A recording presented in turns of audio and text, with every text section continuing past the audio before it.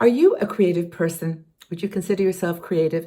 I think a lot of people think that they're not, and I disagree. I think that creativity comes from so many different places, and it can be something that can enrich so many different areas of your life. Now, we've got some ideas here for you, 5 different things that you can do to express your creativity before you even get out of bed in the morning. So it's going to be a fun conversation. I look forward to sharing with you. Now, my name is Margaret Manning. I'm with 60andMe, and I'm really glad you're here today. Thank you so much for taking the time to join us. It's really lovely to have you on this journey. There's so many ways that we can apply creativity to our lives, and I think this is going to be a really fun and interesting conversation. Thank you so much again for being here. Now, get your best ideas before you even before you even get out of bed in the morning. Sometimes you do get them when you're dreaming, but I think it's a really important conversation and a fun one. There's many routes to creativity, as I've said. And one of our bloggers, Barbara Greenleaf, wrote this article based on her own experience with her creative discovery of herself and thinking outside the box. And that's really, in a way, what creativity is. It's originality. It's just looking at the world through a different lens, seeing things in a different way, and coming up with an idea that moves your thinking forward about something. So you can make new connections, see things in a different way. Now, there are some people, of course, who are talented. They know how to draw. They innately can play piano or play musical instruments. They've got a natural talent, and that's one thing that is a source of great creativity. But a lot of those people are also very traditional in the way that they express their talents. So I think creativity is doing things differently, doing things in a way that the people think, well, that's interesting. I hadn't thought of that. Hadn't thought about making a connection. So for example, you've got a jar of peanut butter. Oh, that would make a great pencil holder. I've got this, I've been doing crazy things like, with stones, painting stones. They can be used as a paperweight. And there's all different things you can do that just express your unique take on things. Grandkids and children are particularly good at this. Their imagination just goes, crazy. My grandson's always saying, Baba, I have an idea. And he has an idea. Let's do that instead of that. And we make, imaginary ice cream cones and imaginary scenarios. They're creative. They're just creative ways of doing things. So I guess it's all about, as Barbara says, coming up with plan B. What's the plan B for something that, is just not expected? So first thing you can do, one of these 5 things you can do before you get out of bed, is first of all, have a pen and paper by your bed. Put a notepad there. Because I don't know about you, but I wake up usually having remembered a dream or something, just on my mind that I've just woke up thinking about. I try not to reach for my phone first thing. And I just instead sometimes grab a pencil and just jot down some thoughts, even if they're just words, about a dream, like where you were or what happened or just a scenario that might be interesting. And then from that, dreams can reveal so much. And in fact, I remember reading a book about this. As you get older, your dreams can sometimes be great tools for growth. I don't know if it was a Jungian psychologist who wrote a book just saying, like, your demons come to visit you in the night, your demons and your angels, and they help you to grow. They help you articulate things that are on your mind. Before you close your eyes, actually, or before you even open your eyes in the morning, just try to sometimes think what's on your mind. What is top of mind? Now, I don't know when you're watching this video, of course, but we're in the middle of some very challenging, turbulent times right now. That may be the first thing that you wake up with, but stay with that and write down things you can do in the day that are going to help you to feel positive. Some craft or movie you'll watch or a friend you'll call or just a project that will take you to a deeper place.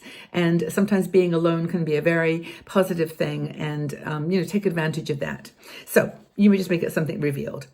And again, she says, dedicate some moments, the first moments before you get out of bed and you start doing your daily routine, the laundry, the washing, all those things. Allow your stream of consciousness to flow. Let your creative thinking come. If you're a writer, this is a great time to start putting pieces together for a writing project. And it's really important to not try to structure it. Just stream of consciousness. Let it just flow from one to the other. And there's a book, I think it's called The Artist's Way.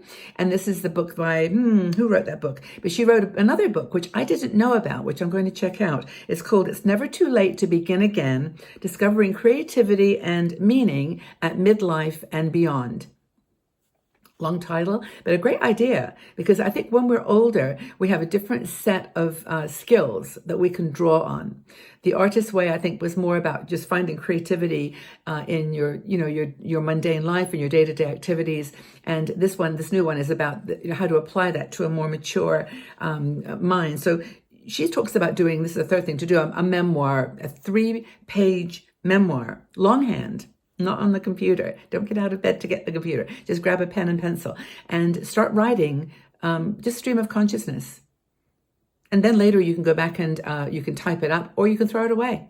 It doesn't really matter if you keep it. The point is that you use it. And using it means, taking some of the things you thought about and putting them into your mind, into your mindset as you go into the day. And that fuels ideas, that fuels creativity, that fuels new ways of looking at things. And I think the most important thing on these, she calls them the morning pages, is to actually know that they're there for you as a gift.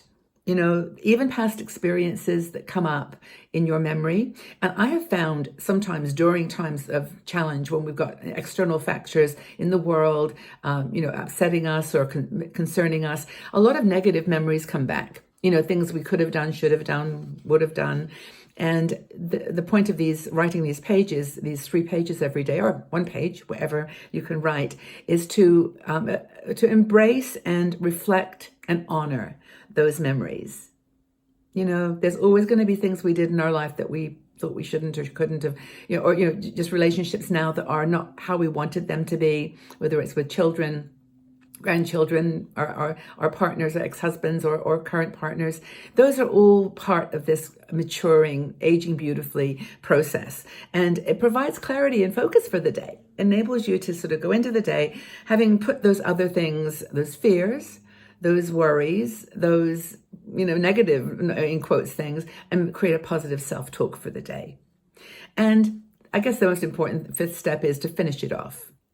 Once you've done that writing, you've had those thoughts, you've worked through the dreams, you've jotted down action items, your thoughts, create some action items. That's the key thing. You've got to have some action items that you incorporate into the next 12 hours, whatever it is that you're awake, and, unlock your creative juices. Apply that to your creativity. She doesn't mention meditation specifically, but I always do that before I get out of bed. I just sit for 10, 15 minutes and just do some breathing and thinking. And again, that just puts me in a mindset which is more balanced and more able to respond to the peaks that, as you turn on the news, as you turn on the TV or your computer or your phone, and things start hitting you, the things going on in the world, the concerns you've got about your family, the decisions you've got to make. You've started your day with a creative mindset. And I think that's the key. And, maybe that's where you'll get your best ideas for then writing that book or painting that picture or doing something that's magical and beautiful in your life.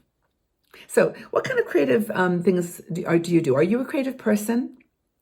Where do you go, or what do you do to get creative ideas? Did any of this resonate with you? Do you like to apply your creative thinking to dilemmas and situations that you're working with? Like if you, for example, need to stay inside for a while and you don't want to go out, what creative things can you do to make that time valuable and positive? How can you be creative? And I think that's really a powerful tool to get through some of the challenging times we're experiencing. So take good care of yourselves. Let me know how you think you are a creative person, how you express your creativity, where you get your best ideas, and we'll talk again soon. But have a wonderful day, everybody. We appreciate you here. Bye-bye for now.